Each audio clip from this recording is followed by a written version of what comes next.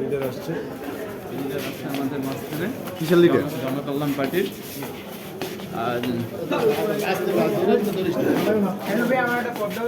এই রুমে ছিলাম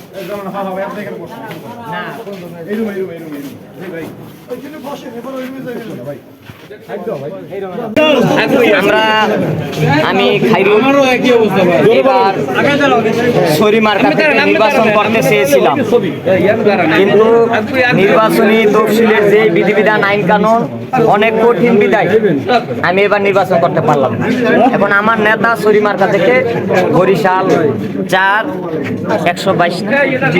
122 আসন থেকে মেহেদিগঞ্জ যেটা আর কি, সেখান থেকে এমপি নির্বাচন করবে, সেই সুবাদে নেতার পাশে মনোনয়ন আর কিছু না।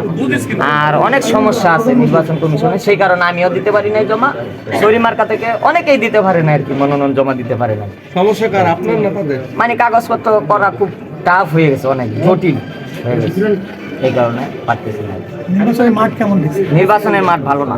নির্বাচনের মাঠ আমরা যে কাগজ জমা দিতেছি, আমরা এখনো ভরসা পাইতেছি না যে নির্বাচন হবে কিনা।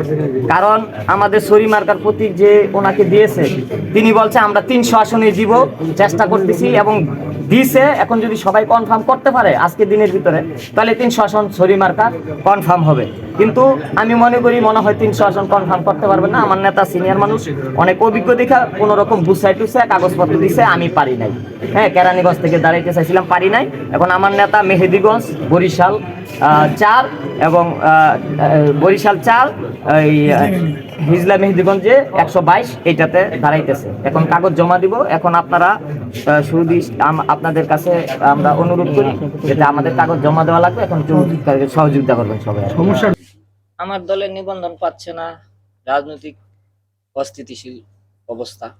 আমার এত জনপ্রিয়তা থাকা সত্ত্বেও কিন্তু আমার যে কমিটিগুলো দিব, কমিটি দেওয়ার কোনো সিস্টেম নাই আর কি। কারণ যেই অফিস আদালত এতগুলো অফিস নিতে হয়, যারা দুর্নীতি করবে তারাই তো এত অফিস নিতে হবে। আমি তো দুর্নীতি করতে পারবো না, 124টা অফিস নেওয়ার ক্যাপাসিটি আমার নাই। সেই সুবাদেই আমার দল নিবন্ধন না। আপনি কি যদি নিবন্ধন না হয় তাহলে কি আপনি এই দল থেকে সরে যাবেন?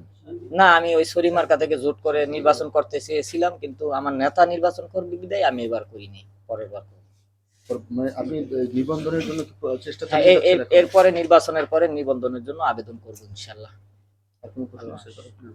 আর জটিলতাটা একটু যদি বলতে। জটিলতা তো ঘাটে ঘাটে পদে পদে কাগজপত্র করতে অনেক জটিলতা।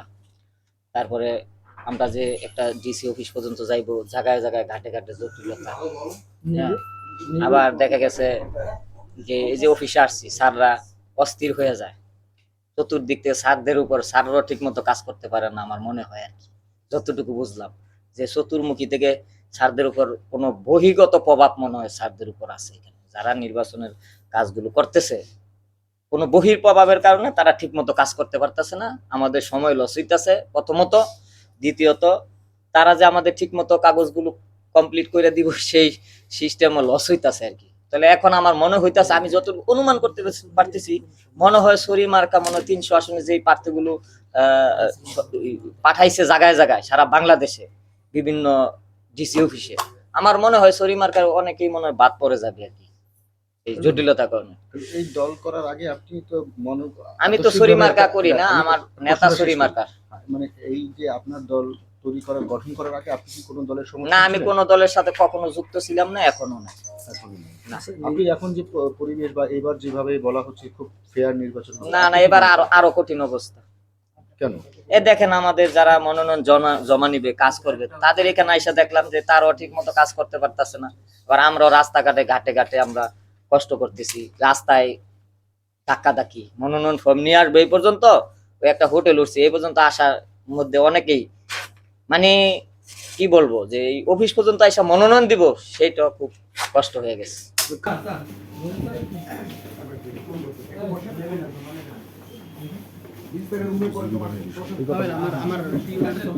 এই কথা কয়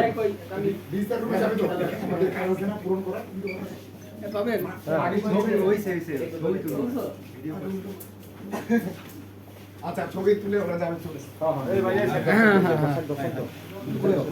আপনি একটু দাঁড়াইয়ে স্যারের পাশে যান খুলেন খুলেন আস্তে লিডার দান ডিস্টার্ব নয় বেশি করে আমরা